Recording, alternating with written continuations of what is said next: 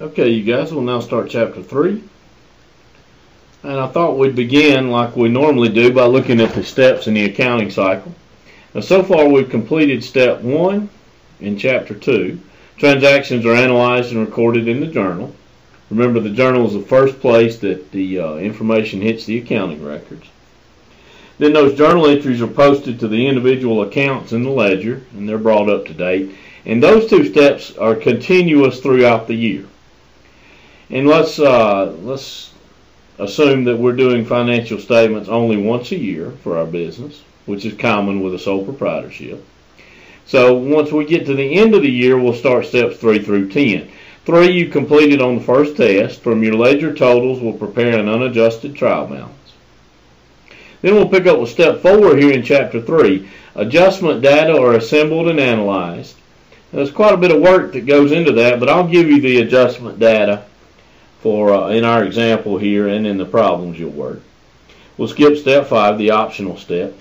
Then here in chapter 3 we're going to look at making adjusting journal entries or journalizing the adjusting entries. Of course they'd be posted to the ledger, but you saw quite a bit of posting in chapter 2. We're not going to do that again here in chapter 3. But when we get to chapter 4, we'll work a bigger problem that will incorporate steps 4 through 10, of course, omitting 5. Now, adjusting entries are a normal part of the accounting cycle, and they're made at the end of the year to update some of the accounts listed on the unadjusted trial balance. Just because of the nature of some of the accounts, they need to be updated at the end of the year. Cash, for instance, we keep it updated on a daily basis. We know our cash amount to the penny, day by day. But other assets that are not as susceptible to theft, like supplies and prepaid insurance, we probably only update those accounts at the end of the year, and we'll do that through this system of adjusting journal entries. Okay, to make the adjusting journal entries, you'll need an unadjusted trial balance, and we're going to use one on page 110 in your book, but I've typed it into Excel here. Now, I'll make all of these spreadsheets that we're using in the videos available for you. You'll be able to find those on the Moodle page. But we'll use this unadjusted trial balance along with some adjusting information that I'll give you here to make our adjusting journal entries. So let's start with supplies. We'll read the adjusting information. Supplies on hand at year end total $760. Okay, that's a number from an inventory count. We've sent someone to the supply room. They've counted supplies on hand, and the total dollar value was $760. However, when we go to the unadjusted trial balance and look at the supplies balance, it's $2,000. Now, the number on the unadjusted trial balance would be the balance for supplies at the beginning of the year plus any supplies we've purchased. Remember, in chapter 2 we increased the supplies account balance every time supplies were purchased, but we never decreased it when supplies were used. Now, the reason we don't, it would kind of be overkill, right? We don't want to make an entry every day for $10 for supplies used that day, or a $40 entry every week or whatever. So instead, we trust that they're not going to be stolen. We'll keep up with purchases of supplies throughout the year. Then at the end of the year, we'll adjust the account based on our inventory count. So what we'll do is go to our journal page, and we'll make our calculations for this entry on sheet 2. Okay, so this is A. And let's line that up. Okay, so here we go. Supplies on the unadjusted trial balance. So let's go back and look.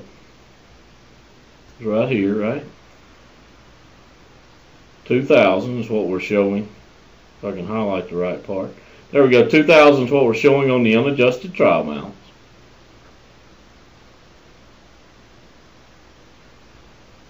Okay, so we'll put that in here. But the amount from our inventory count given in the adjusting information was 760. That's what the 2,000 is what we had, the 760 is what we have left. Okay, so we'll take what we had, the 2,000, subtract the $760 left at the end of the year,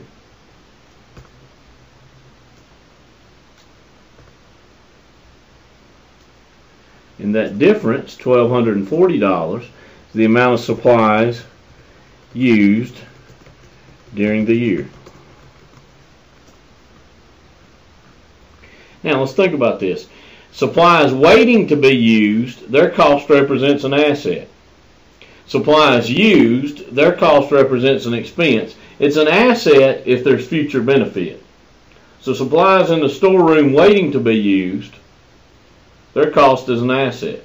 But supplies used during the year, their cost no longer represents an asset. It has now become an expense. So let's update the accounts with our first adjusting journal entry. They're always dated the last day of the fiscal year. In this case, that happened to be the calendar year as well.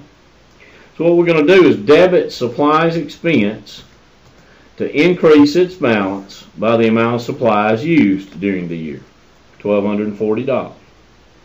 And we're going to credit the supplies account, the asset, to decrease its balance by the amount of supplies used during the year. So that brings the supplies expense account up to date at year end and the supplies account up to date at year end. Okay? And remember, the purpose of our adjusting journal entries are to bring the accounts in the ledger up to date. Okay, so what we've done effectively is removed from the supplies asset account the cost of supplies used during the year, and we transferred that cost into supplies expense, which represents the cost of supplies used during the year. Okay, next, let's look at prepaid insurance. Now, I could give you that information one of two ways. I could tell you unexpired insurance premiums at year end total $2,200. So let's start with that one. What we want after adjustment, we want the prepaid insurance balance to be equal to unexpired premiums at year end. So let's think about this one for a minute. You guys, if you pay your insurance ahead for a year on December 1st, let's say $1,200. Okay, on that day, December 1st, you have an asset for $1,200 prepaid insurance. There's future benefit there, the benefit of insurance coverage for the next year.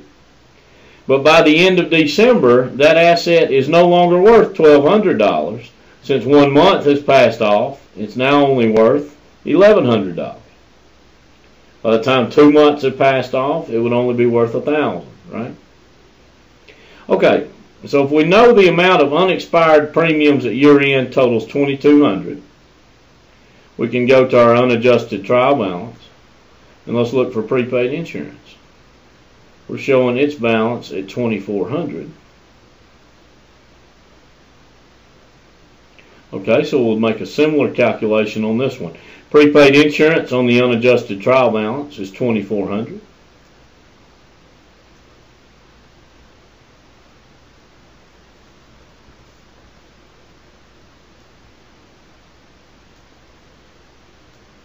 Let's go ahead and do that. Okay, so prepaid insurance.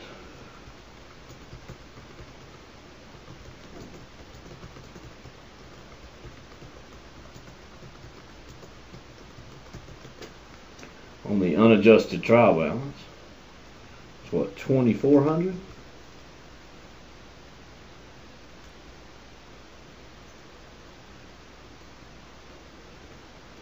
Okay, our prepaid insurance on the unadjusted trial balance was $2,400. So we noticed that from over here. We just looked at it. Unexpired insurance premiums at year end totaled $2,200. So that difference, when we subtract,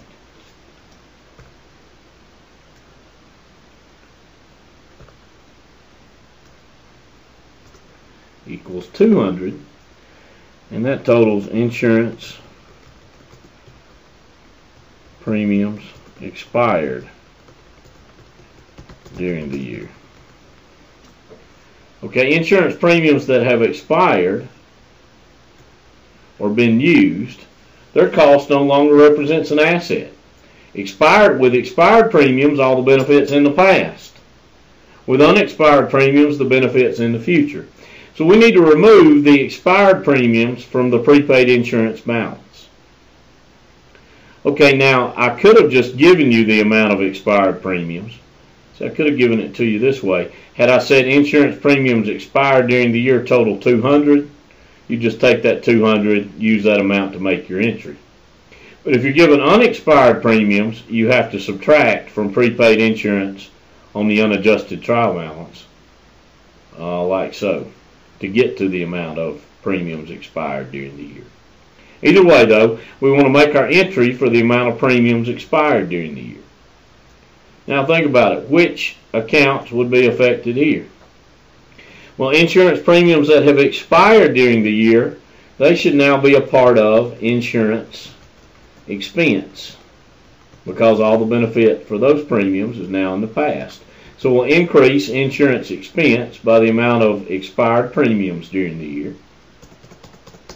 And we're going to decrease the asset account, prepaid insurance, by the amount of premiums expired during the year, 200. Okay, now that takes care of the 2 of our 6 adjusting entries we're going to look at in the example. We'll come to C through F in the next video. Okay, thanks.